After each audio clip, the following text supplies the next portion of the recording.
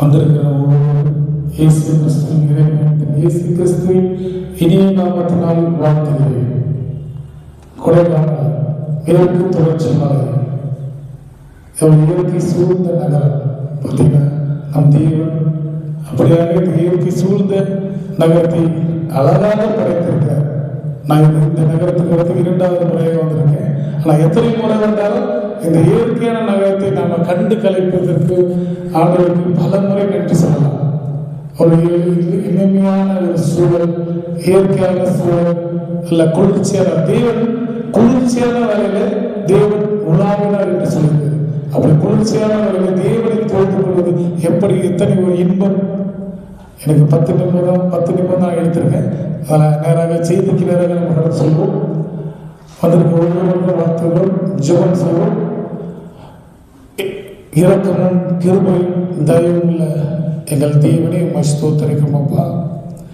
இது வந்திருக்கிற ஒவ்வொரு பிள்ளையும் கருத்தில் கொடுக்கிறோம், ஒவ்வொருவரையும் கருத்தில் கொடுக்கிறோம் அப்பா. வந்திருக்கிறவர்கள் ஆண்டவரே ஸ்தோத்திரிக்கிறோம் அப்பா. எந்த சூழ்நிலையில் வந்திருக்கிறார்களோ, சோர்ந்து போய் வந்திருக்கலாம் ஆண்டவரே ஸ்தோத்திரிக்கிறோம் அப்பா.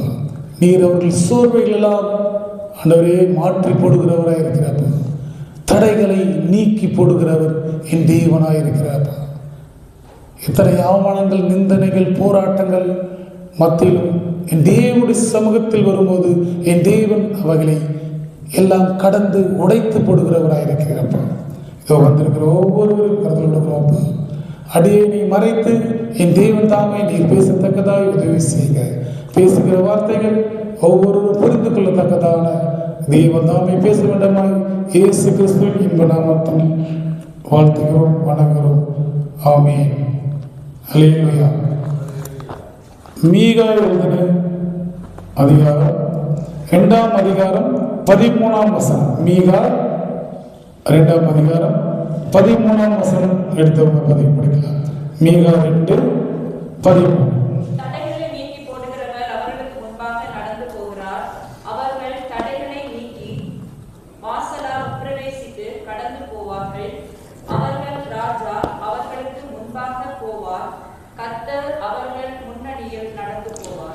தடைகளை நீக்கி போடுகிறவர் அவர்களுக்கு முன்பாக நடந்து போகிறார். அவர்கள் தடைகளை நீக்கி வாசல்களை உட்பிரவேசித்து கடந்து போவார். அவர்கள் ராஜா அவர்கள் முன்பாக போவார். கர்த்தர் அவர்கள் முன்னிலையில் நடந்து போவார். இந்த வசனத்தை பார்த்தோம் என்றால் இது எந்த சூழலில் எழுதப்பட்டது, எதற்காக எழுதப்பட்டது, யாருக்காக எழுதப்பட்டது என்பதை நாம் முதலாவது தியானிக்க வேண்டும். அன்று இஸ்ரவேல் மக்கள் பாபிலோன் அரசனால் நேபுகாத்நேச்சரால் சிறைப்பிடித்து செல்லப்பட்ட போது எழுதப்பட்டது. 70 வருடங்கள் அவர்கள் சிறையில் இருக்கும் பொழுது இது அவர்களுக்கு எழுதப்பட்டது. அவர்கள் சிறையிருப்பு அவர்கள் அழைத்து போகும்போது சாதாரணமாக அழைத்து போகவில்லை. அங்கிருந்த அநேகரை கொன்று போட்டு பின்பு மீதியா இருக்கிறவர்களை சிறைப்பிடித்து அவர்கள் அழைத்து போகிறார்கள். முன்பு போர் வீரர்கள், பின்பு போர் வீரர்கள், நடுவில் இஸ்ரவேல் மக்கள். எப்படி என்றால் அவர்களை நிர்வாணமாக சங்கிலிகளை போட்டு அழைத்து செல்கிறார்கள். இந்த நிர்வாணம் அவர்கள் மனதில் மனதில் பழுதித்து விட்டதனால் அவர்கள் அவமானத்திலிருந்து மீண்டு வர முடியாமல் 70 வருடங்கள் அந்த அவமானத்தினாலே அந்த அடி இதயத்தில் பட்ட அந்த வேதனை நிமித்தம் அவமானத்தினால் குறுகி போயிருந்த சூழ்நிலையில் கர்த்தர் சொல்கிறார், தடைகளை நீக்கி போடுகிறவர். இல்லை, இன்னொரு பைபிள்ல பார்த்தா தடைகளை உடைத்து போடுகிறவர். தடைகளை நீ எந்த சூழ்நிலை இருந்தாலும், எப்படிப்பட்ட ஒரு பெரிய அவமானங்கள் இருந்தாலும், இல்லை உன் உற்றார் உறவினர்கள், உன் கூட இருக்கிறவர்கள், அண்ணன் தம்பி சகோதரர்கள் மூலமாய் எப்படிப்பட்ட அவமானங்கள் இருந்தாலும் அந்த அடிசுவடு மாறாது. சில நேரங்களில் நம்ம கூட இருக்கிற சகோதரர்களும் சகோதரிகளும் நம்ம எதனா பேசிட்டாங்க வச்சுக்கலாம், அது காலத்திலும் மாறாததாக இருக்கும். அப்படிப்பட்ட தடைகளை தேவன் உடைத்து போடுகிறவராக இருக்கிறார். அல்லேலூயா. அதை பார்த்தீங்கன்னா அதுக்கு முன்பாக அவர்களை இஸ்ரவேல் மக்கள் அழைத்து செல்வதற்கு முன்பு போர் வீரர்களும் பின்பு போர் வீரர்களும் செல்கிறார். அந்த அடிசுவடு அவர்கள் மனதிலிருந்து மாறவே இல்லை, அவர்கள் மறக்கவே முடியல. பெருத்த அவமானத்தில் அவர்கள் குறுகி போயிருந்த சூழ்நிலை. அப்ப இயேசு சொல்றார், அவர்களுக்கு உங்களுக்கு முன்பாக நான் கடந்து போகிறேன், அந்த தடைகள் எல்லாம் உடைத்து நானே உங்களுக்கு முன்பாக கடந்து போகிறேன். இப்படி நீங்க வந்திருக்கலாம். சில நிலைகளில் என்னை மீட்டெடுக்க ஒருவரும் இல்லை, என்னை தூக்கி நிறுத்த யாருமே இல்லை, எனக்கென்று ஒருவரும் இல்லை என்று நீங்க சொல்லலாம். ஆனா இயேசு கிறிஸ்து ஒருவர் இருக்கிறார். உங்களுடைய தடைகளை நீக்கி போடுகிற தேவாதி தேவன், தடைகளை உடைத்து போடுகிற கர்த்தாதி கர்த்தர் உங்கள் மத்தியிலே உங்களுக்கு முன்பாக கடந்து செல்கிறவராய் இருக்கிறார். அல்லேலூயா. நீங்க எதை பற்றி கவலைப்படுறதில்லை. தேவன் அழகாக சொல்கிறார். ஆதியாகமம் 38 தியானிக்க பார்ப்போம்.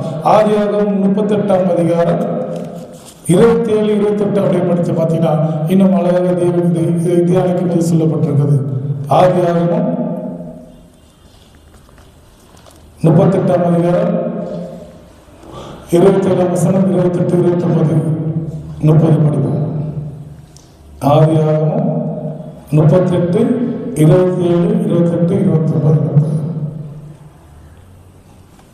ஆதியாகமம். அவள் கற்பத்தில் இரட்டை பிள்ளைகள் இருந்தன. அவள் வெளியேற போது ஒரு பிள்ளை கையை நீக்கினது. அப்பொழுது மருத்துவச்சி அதன் கையை பிடித்து அதன் சிவப்பு நூலை கட்டி, இது முதலாவது வெளிப்பட்டது என்றாள். அது தன் கையை திரும்ப உள்ளே வாங்கிக் கொண்ட போது அதன் சகோதரன் வெளிப்பட்டான். அப்பொழுது அவள், நீ மீறி வந்தது என்ன? இந்த மீறுதல் உண்மையில் இருக்கும் என்றால் அதனாலே அவளுக்கு பாறை சென்று பெயரிடப்பட்டது. பிற்பாடு கையில் சிவப்பு நூல் கட்டியிருந்த அவள் தம்பி வெளிப்பட்டான். அவனுக்கு சேரா என்று பெயரிடப்பட்டது. பாரேஸ் என்ற பெயருக்கு பொருள் அர்த்தம் என்ன தெரியுமா? தடைகளை உடைத்து போடுகிறவர் என்ற அர்த்தம். அல்லேலூயா. பாரஸ் என்ற அர்த்தம் என்றால் பொருள் பெயருக்கு தடைகளை உடைத்து போடுகிறார். ஏன் இந்த பேரை அவனுக்கு உயர்த்தார்கள்? தடைகளை உடைத்து போடுகிறார் என்றார். ஒரு இயற்கை சில சூழ்நிலை இயற்கையை மாற்ற முடியாது, சில நியமிக்கப்பட்ட திட்டங்களை மாற்ற முடியாது, சிலது யாராலுமே மாற்ற முடியாது. அப்படிப்பட்ட சூழ்நிலை இயற்கை சூழ்நிலை நடந்துதான் ஆகும். அப்படிதான் இங்க கர்ப்பத்தில் முதலாவது பாரேஸ் என்றவன் கர்ப்பம் தரிக்கிறான். இரண்டாவது சேரா என்ற கர்ப்பாவுடைய சகோதரன் கர்ப்பம் தரிக்கிறான். இது இயற்கை, இதை யாராலுமே மாற்ற முடியாது. ஏன் சொல்ற? கர்ப்பத்துல முதல் குழந்தை கர்ப்பம் தரிக்கும் போது அந்த குழந்தை முதல்ல மேல கர்ப்பத்திற்கு மேல வந்து அது செட்டில் ஆகும். இரண்டாவது கர்ப்பம் தரிக்கிற பின்பு அது அந்த வாசல், அது பிறக்கிற வாசல்ல அது செட்டில் ஆகும். அப்ப பிறக்க போவது யாரு? இரண்டாவதாக கர்ப்பம் தரித்த பிள்ளை தான் பிறக்காகும். இதுதான் இயற்கை, இதுதான் நீதி, இதுதான் சயின்ஸ். இதை மாற்றவே முடியாது, இவைகளை மாற்றவே முடியாது. ஆனா தேவனுடைய திட்டம் என்னவென்றால் பாரசின் மூலமாக அவருடைய வம்சம் பிறக்க வேண்டும். அதுதான் தேவனுடைய திட்டம். ஆனா இங்க சாத்தியமே இல்லை, பாராஸ் பிறக்க முடியாது. ஏன்னா முதல் கர்ப்பம் தெரிவித்த மேல இருக்கிற பிறக்க வாய்ப்பு இல்லை. ஏன்னா அது கீழே இருக்குது சேரா என்ற பிள்ளை அந்த கர்ப்பத்தின் வாசல்ல அடைத்து போட்டு இருக்கிறார். அதில் அது மாற்றவே முடியாது. முதல்ல சேர கை நீட்டும் போது அதுல சிவப்பு நூலை மறுத்து வச்சுக்க கையில கட்டி விடுவாங்க. அது திரும்ப உள்ள போயிட்டு இரண்டாவது பிறப்பது பாரஸ் தான் பிறக்கும். இப்படி இயற்கைகளை மாற்ற முடியாத சூழ்நிலையிலும் தேவன் மாற்றுகிறவராய் இருக்கிறார். அங்க பாருங்க, முதல்ல பிறக்க வேண்டியது சேராதான், வேற வழியே கிடையாது. ஆனால் தேவனோட திட்டம் அங்க நிறைவேற வேண்டும் என்பதற்காக பாரஸை பிறக்க வைக்கிறார். அதுதான் சொல்றாரு, பாரேஸ் என்ற பேருக்கு தடைகளை நீக்கி போடுகிறவர். எப்படிப்பட்ட தடைகள் உன் வாழ்க்கையில வந்தாலும், எப்படிப்பட்ட பிரச்சனைகள் வாழ்க்கையில வந்தாலும், எந்த சூழ்நிலை, டாக்டரே சொல்லிருக்கலாம் இது முடியாது, இது சாத்தியமே இல்லை, அவ்வளவுதான் முடிஞ்சு போச்சு, இனி இவர் பிழைக்கவே மாட்டாரு, இல்ல உன்னை கடன் கொடுத்து நெருக்குவான், வேற வழியே இல்லை என்ற சூழ்நிலை, தேவாதி தேவன் அவைகளெல்லாம் நீக்கி போடுகிறவராக இருக்கிறார், அவைகளெல்லாம் உடைத்து எரிகிறவராக இருக்கிறார். அல்லேலூயா. அதான் இஸ்ரவேல் மக்கள் சொல்லுகிறார்கள், இஸ்ரவேல் மக்கள் அந்த சிறைச்சாலையில் அவமானப்பட்டு வேதனைப்பட்டு இருந்த சூழ்நிலையில தேவன் சொல்கிறார், தடைகளை நீக்கி போடுகிறவர்கள் உனக்கு முன்பாக கடந்து செல்கிறார். வந்திருக்கிற தேவ ஜனங்களே, கர்த்தர் சொல்கிற வார்த்தை, நீ எந்த சூழ்நிலையில் வந்திருந்தாலும், எப்படிப்பட்ட பிரச்சனையில் நீங்க வந்திருந்தாலும், தேவன் சொல்கிற வார்த்தை, இந்த காலைகளில இந்த உபவாசத்தில் உங்களுடைய தடைகள் எல்லாம் நீக்கி போடுகிறவராக இருக்கிறார். அல்லேலூயா. உங்களுடைய பிரச்சனைகள் எல்லாம் உடைத்து போடுகிறவராக இருக்கிறார். சாத்தியமே இல்லை, இது நடக்காது என்று மனிதன் சொன்னாலும் தேவன் சொல்கிற வார்த்தை, இவையெல்லாம் நான் நீக்கி போடுவேன். வார்த்தை யாரா சொல்லலாம், அவள்தான்ப்பா முடிஞ்சு போச்சுப்பா, யாருன்னா இனிமேல் மீட்டு இருக்க முடியாதுப்பா. ஆனா தேவன் சொல்கிறார், அவையிலிருந்து உயர்த்துகிறவராக, குப்பையிலிருந்து ராஜாக்கள் மத்தியிலே நாம் தேவன் உயர்த்து வைத்துக்கிறவராக இருக்கிறார். யாருமே எதிர்பார்க்கல, ஆனா இவர் ராஜாவா வருவார், இவர் இந்த நாட்டுக்கு, நம்மளுடைய தமிழ்நாட்டுக்கு முதலமைச்சர் வருவார், யாருமே எதிர்பார்க்கல, ஆனா வந்தாச்சு. அப்படிப்பட்ட தேவன் தான் நம்மளுடைய தேவன். உன்னையும் ராஜாக்கள் மத்தியிலே உயர்த்தி வைக்கிறவராக இருக்கிறார். இது இல்லவே இல்லைன்னு நம்ம சொல்லலாம், மற்றவங்க சொல்லலாம், நீ சொல்லலாம், நான் சொல்லலாம், யாரும் சொல்லலாம், ஆனா அவர் சொல்றாரு, இதெல்லாம் இல்லை, நான் சொல்லிட்டேன், இந்த தடைகளெல்லாம் உடைத்து போட்டு உன்னை உயர்ந்த ஸ்தலத்தில் வைப்பேன் என்று சொல்கிறார். அல்லேலூயா. எத்தனை பேர் இது விசுவாசிக்கிறீங்க? எத்தனை பேர் இது நம்புறீங்க? நம் தேவன் என்னோட கூட இருந்து எனக்கு முன்பாக செல்லும் போது எப்படிப்பட்ட தடைகளும் உடைத்து போடுவார். அல்லேலூயா. கர்த்தர் என்னோடு கூட இருக்கிறார், நம்மளோடு கூட இருக்கிறார். இந்த காலையில உபாசத்தை கொடுக்கிற வந்திருக்க தேவன் நம் மத்தியிலே வந்திருக்கிறார். அவருடைய பிரச்சனைகள் எதுவாக இருந்தாலும் அவர் மத்தியிலே நீ சொல்லும் போது, அவர் சமூகத்தில் வைக்கும் போது தேவன் அவையெல்லாம் மாற்றி போடுகிறவராக இருக்கிறார். இங்கே சாத்தியமே இல்லாத கர்ப்ப பிறப்பை தேவன் பிறக்க வைக்கிறார். அங்கு முடியாது என்பது கிடையாது கிறிஸ்துவுக்கு. அல்லேலூயா. முடியாது என்பது கிறிஸ்துவுக்கு எதுவுமே கிடையாது.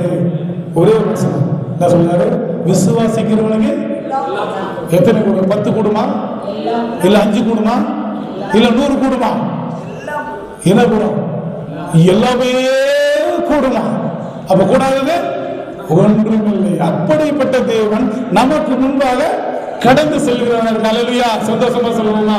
என் தேவன் என்னுடைய பிரச்சனைகளை எல்லாம் கடந்து செல்கிறவராக இருக்கிறார். என்னுடைய சூழ்நிலை எல்லாம் மாற்றி செல்கிறவராக இருக்கிறார். என்னுடைய வழிவாசல்கள் எல்லாம் திறக்கிறவராக இருக்கிறார். அல்லேலூயா. தேவன் தாமே இந்த காலை வேளையில உங்கள் மத்தியில என்னை அழைத்து வந்ததற்காக ஐயாவுக்கும் தேவாதி தேவனுக்கும் நன்றி செலுத்துகிறேன். அல்லேலூயா. கர்த்தர் உங்களை என்றென்றும் இன்றும் என்றும் என்றென்றும் உங்களை தடைகளை உடைத்து உங்களை கடக்க செய்கிறவராக இருக்கிறார். அல்லேலூயா. ஆமென். என் தேவன் தாமே இந்த தருணத்தை கொடுத்ததுக்காக நன்றி செலுத்துகிறோம் அப்பா. வந்திருக்கிற பிள்ளைகளும், வந்திருக்கிற பெரியவர்களையும், வந்திருக்கிற அண்ணன்மார்களையும் உங்களுடைய கருத்தில் கொடுக்கிறோம் அப்பா. அவர்களை அன்றைய நீர் வழி நடத்தும். இஸ்ரவேல் மக்களை முன்பாக நீர் ராஜாதி ராஜாவாக இருந்து நீர் முன்னிருந்து நடத்தினீரப்பா. எல்லா தடைகளும் நீக்கி போடுகிறவர், எல்லா தடைகளும் உடைத்து போடுகிறவர் இவர்களுக்கு முன்பாக கடந்து செல்ல உதவி செய்வார். இந்த சபையில ஒவ்வொரு வந்தவர்களுக்கு நல்ல வந்தவரை சோதனைகள் என் தேவன் அனுகிரகம் கிடைத்தது என்று விசுவாசிக்கத்தக்கதாக, எல்லா பிரச்சனைகளும் இந்த சபைக்கு வந்து விலகி போனது என்று சொல்லத்தக்கதாக அவருடைய என் தேவன் தாமே இவர்கள் உதவி செய்வார் வேண்டிக் கொள்வோம். எங்கள் மீட்பரும் இயேசு கிறிஸ்துவின் மூலமாக வேண்டிக் கொள்கிறோம் எங்கள் ஜீவன தகப்பனே. ஆமென். அல்லேலூயா.